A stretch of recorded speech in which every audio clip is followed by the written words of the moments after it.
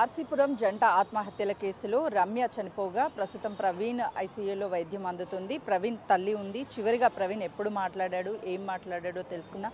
ప్రవీణ్ ఎప్పుడు మాట్లాడాడమ్మా నీతో?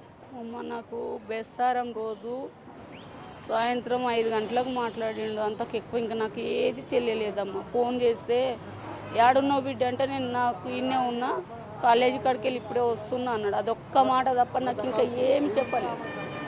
అంటే ప్రవీణ్ మీరు కలిసే ఉంటారా లేకపోతే మీరు ఎక్కడ ఉంటారు? నేను లేదమ్మా, నేను పొటంచెరు అవతల 16 కిలోమీటర్ల దూరాన ఉంటా. ప్రవీణ్ ఒక్కడే ఇంట్లో ఉంటాడా? ఇక్కడ ఉంటారు వాళ్ళు, పొటంచెరులో ఉంటారు వాళ్ళు. వాళ్ళ అన్న ఆయన ఉంటారు, అమ్మమ్మ. ప్రవీణ్ ఎప్పుడైనా రమ్య గురించి చెప్పడం కానీ లేకపోతే నాకు అసలు ఇప్పుడు బయటకు వెళ్తుంది కానీ నాకు ఆ సంగతి తెలియని వెళ్ళారు తల్లి. అసలు ఏది బయటకు రాదు. అంటే ఎప్పుడైనా ఫోన్ మాట్లాడడం కానీ లేకపోతే ఏమన్నా చేసేవాడా? నాకు ఫోన్ ఏం మాట్లాడి చెప్పలేదు. ఈ సంగతి అమ్మ అని నాకు అస్సలు తెలియదు. ఇప్పుడు అంటే గుర్తవుతుంది తల్లి. అంటే ఇప్పుడు రమ్య అనే అమ్మాయి చనిపోయింది. వాళ్ళ అమ్మా నాన్న ఆరోపిస్తున్నది మీ అబ్బాయే చంపాడు అని చెప్తున్నారు. నేను చూడలేదు తల్లి. నాకు ఫోన్ కాల్లో బెస్సార్ అన్నాడు, సాయంత్రం మాట్లాడిండు. ఇంకా అప్పటి నుంచి ఇంతవరకు ఫోన్ లేదు, ఏది లేదు. చేసినా కానీ ఫోన్ లేపలేదు. నిన్న నాకు గుండె అటాక్ వచ్చింది, హాస్పిటల్ తీసుకుపోవాలని పక్కలతో గిట చేపించినా కానీ ఫోన్ లేపలేదు. నాకు ఇంకా ఇంతవరకు గిట సమాధానం అందలేదు. నిన్న ఇక్కడ హాస్పిటల్ వచ్చినాక వాళ్ళ దోస్తులు ఎవరో ఉండి ఫోన్లలోకి వెళ్ళి ఫోన్లు చేసి చెప్పిర్రు. నాకేమని చెప్పినంటే హాస్పిటల్ కాడికి తొందరగా రమ్మ బీరన్ కూడాకు ప్రవీణ్ లేడు అని అంటేనే గుద్దుకుంటా మొత్తుకుంటా అయ్యప్ప అని దారి మీద వచ్చేటోళ్ళ బండి కాళ్ళు మొక్కుకుంటా బండి మీద వచ్చేసిన. నాకు అంతకి ఏది తెలియదు అమ్మ, మీ దండం పెడతాను కాలు మొక్కుతా. కాదు కాదు, ఎంతో అల్లారు ముద్దుగా ప్రవీణ్ ఇప్పటికి నా ప్రాణానికి నేను గిన్నెలు తోముకొని బతుకుతున్నా 2 నెలలు అక్కడ. నేను ఇంకా ఏది చేయలేదు, ఏ కూలి కాదమ్మా.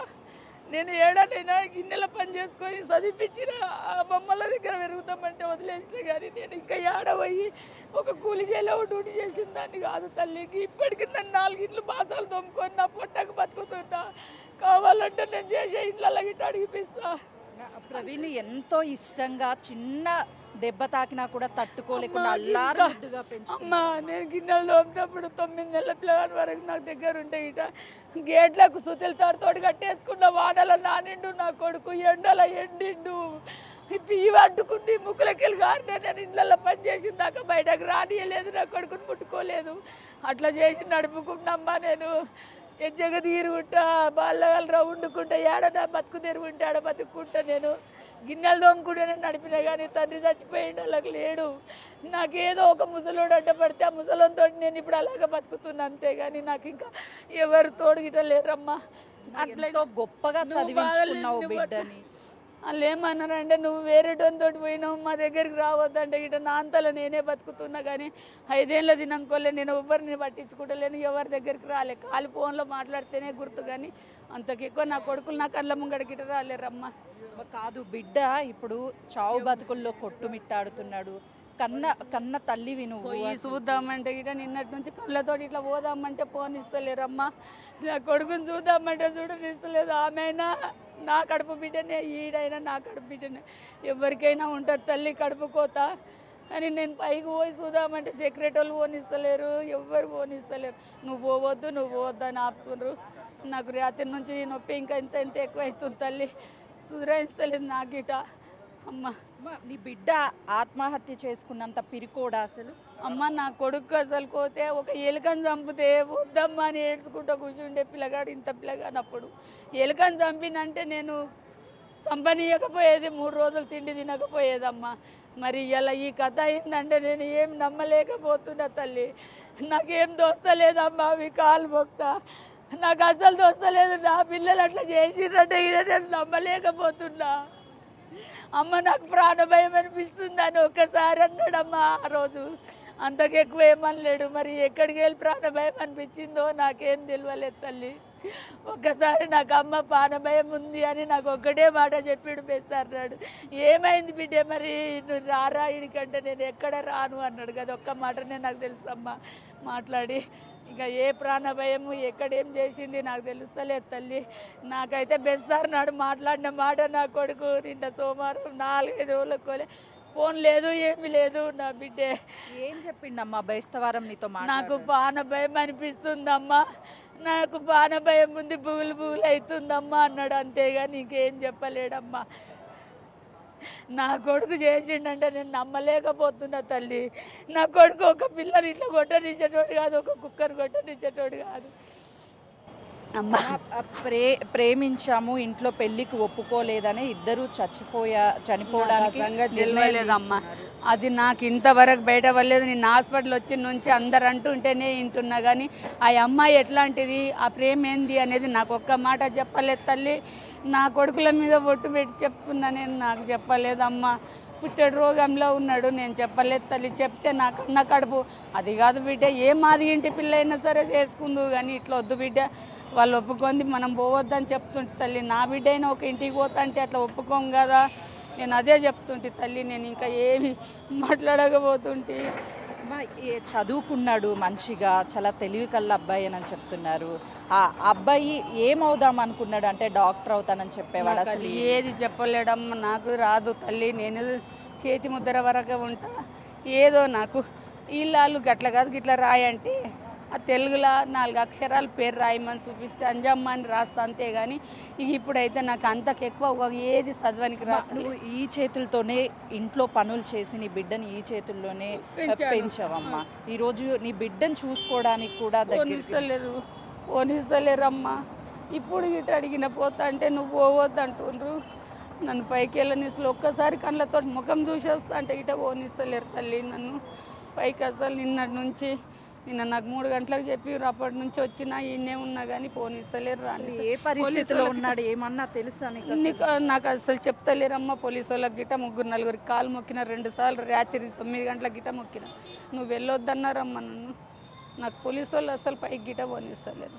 ఏం చెప్తావమ్మా అంటే ఈరోజు ఇప్పుడు ఒక తల్లి ఆల్రెడీ కూతుర్ని కోల్పోయింది, మరోవైపు నీ బిడ్డ ప్రాణాపాయ స్థితిలో ఉన్నాడు. నేనేం చెప్పలేకపోతున్నా తల్లి.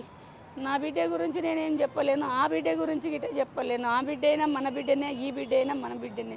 బిడ్డ అంటే అందరికీ బిడ్డనే తల్లి. నేనేం చెప్పలేకపోతున్నా తల్లిగా.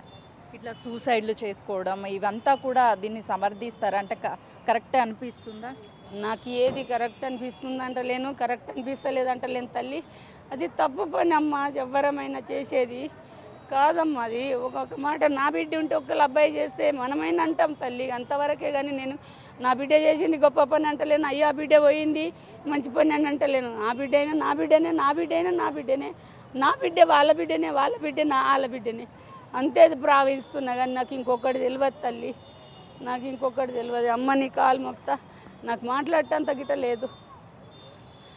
అమ్మ అని చివరిగా ఫోన్ చేసి నాకు ప్రాణ భయం ఉంది, నాకు ఎందుకో భయం వేస్తుంది, గుబులవుతుంది అని చెప్పేసి తల్లితో చివరిగా మాట్లాడాడు. ఒక్కటే మాట బెస్సారం నాడు 5-6 గంటలకెళ్ళా ఒక్కసారి ఆడున్నావమ్మ అంటే పనికాడికి వెళ్ళి ఇప్పుడే వచ్చిన అన్న అనగానే నాకు భయం అనిపిస్తుంది, ప్రాణ భయం ఉందమ్మా అని కదా ఒక్క మాట అన్నది. ఎందుకు బిడ్డ అనగానే ఫోన్ కట్ చేసిండు. ఇక తెల్లారి నుంచి ఇక ఫోన్లు చేసినా కానీ లేపుతలేడు. నేను పక్కకున్న హిందీ పిల్లలు ఉంటారు నా పక్కకు, జర ఫోన్ బతుకరో బెట్ట అంటే ఫోన్ అయ్యుంటారమ్మా, చిచ్చాపాయ అనే చెప్పారు, కానీ ఇంకా ఫోన్ కలుస్తలేదమ్మా. మీ పెద్ద కుమారుడికి కాల్ చేయలేదా? పెద్ద కుమారునికి అసలే ఫోన్ చేసి ఏది మాట్లాడలేదు. నేను ఆయనతో ఎక్కువ మాట్లాడా. చిన్న అబ్బాయి రోజు ఫోన్ చేసి రోజు చెయ్యడు. ఆయనకి ఇష్టం వచ్చినప్పుడు ఎప్పుడో ఒక్కసారి ఫోన్ చేసి మాట్లాడతాడు. పెద్ద అబ్బాయి ఎక్కువ మాట్లాడాడు. ఏదన్నా ఎప్పుడో యాదికి వస్తే ఏదన్నా అనిపిస్తేనే అమ్మ ఏం చేస్తున్నావు, మంచిగా ఉందని, ఆరోగ్యం అని పెద్ద ఆయన, అంతేగాని ఇంకా ఏమీ నన్ను వల్కరియరమ్మా. నా కష్టం చివరిగా అమ్మతో మాట్లాడింది, బేస్తారం మాట్లాడాడు. తర్వాత ప్రాణభయం ఉంది అని చెప్పేసి ఫోన్లో చెప్పి ఫోన్ కట్ చేశాడు. తర్వాత ఎన్నిసార్లు ఫోన్ చేసినా ఫోన్ స్విచ్ ఆఫ్ వచ్చింది. అసలు ఎందుకు అలా మాట్లాడాడో తెలియదు, కానీ చివరిగా మాట్లాడినటువంటి మాటల్ని గుర్తు చేసుకొని తల్లి తల్లడిల్లిపోతుంది. చీమకి కూడా హాని తలపెట్టినటువంటి ప్రవీణ్ తను చనిపోవాలని నిర్ణయం తీసుకుంటాడు అని కానీ లేదు అని అంటే తాను ఇంకొక అమ్మాయిని చంపుతాడు అనేది కానీ అసలు ఊహించలేదు. ఇదంతా కూడా అసలు ఏం జరిగింది అనేది నాకైతే తెలియదు అని తల్లి కన్నీరు మున్నీరు అవుతుంది. మనం విజువల్స్లో చూడొచ్చు. ఎందుకంటే నిన్న ఈ ఘటన జరిగిన దగ్గర నుంచి కనీసం కల్లారా తన కొడుకుని చూసుకోలేకపోయాను, ఒక్కసారి హాస్పిటల్ లోపలికి పంపిస్తే నా బిడ్డ ఎలా ఉన్నాడో చూసుకుంటాను అని చెప్పేసి తను తల్లడిల్లిపోతున్నటువంటి పరిస్థితి ఉంది. నా కొడుకుని చూడాలి, నా కొడుకు ఇలా చేయడు అంటూ ఆ తల్లి కన్నీరు మున్నీరు అవుతున్నటువంటి పరిస్థితి నెలకొంది. కెమెరామ్యాన్ శ్రీనుతో సుజాత, హైదరాబాద్.